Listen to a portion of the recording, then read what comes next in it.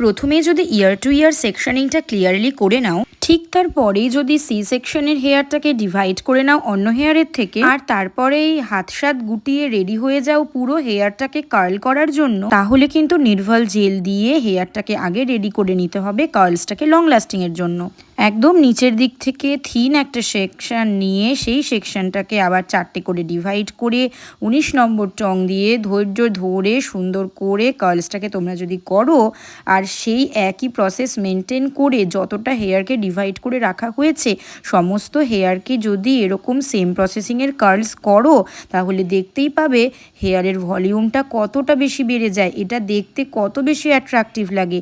হ্যাঁ, আমি মানছি এই হেয়ারস্টাইলটা করতে সময় একটু বেশি লাগে, তবে সত্যি কথা এই রকম কার্লসের ফিনিশিংটা অনেক বেশি সুন্দর লাগে। সেকশনিংয়ের সমস্ত কার্লস হয়ে যাওয়ার পরেই আমরা এবার চলে যাব বুফান ক্রিয়েট করতে। বুফানের জন্য যে সেকশনটা রাখা ছিল সেই সেকশনটা দিয়ে বুফান করে নেব, আর তারপরেই ববি পিন দিয়ে লক না করে স্টিলের এই ক্লিপ দিয়ে লক করে সেটাকে স্প্রে করে নেব। ব্যাকে এইটুকুনি কাজ করে ফ্রন্টে চলে আসবো আমরা ফ্রন্ট ডিজাইনিং এর জন্য। এবারে আমরা করব প্রত্যেকটা সেকশন থেকে একটু একটু করে ড্রাই ডাস্টিং পাউডার দেব, যাতে সেই হেয়ারেতেও একটু ভলিউম আসে।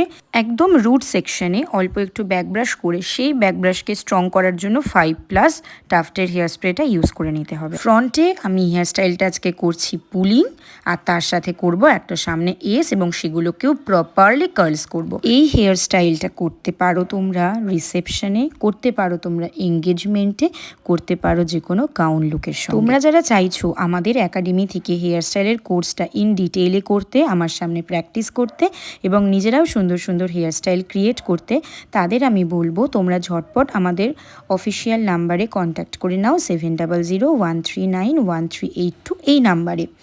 ঝটপট করে বুকিং করো তোমাদের সিটসগুলো। এপ্রিল মাসের প্রথম উইক থেকেই নেক্সট হেয়ারস্টাইল ক্লাসটা স্টার্ট হচ্ছে।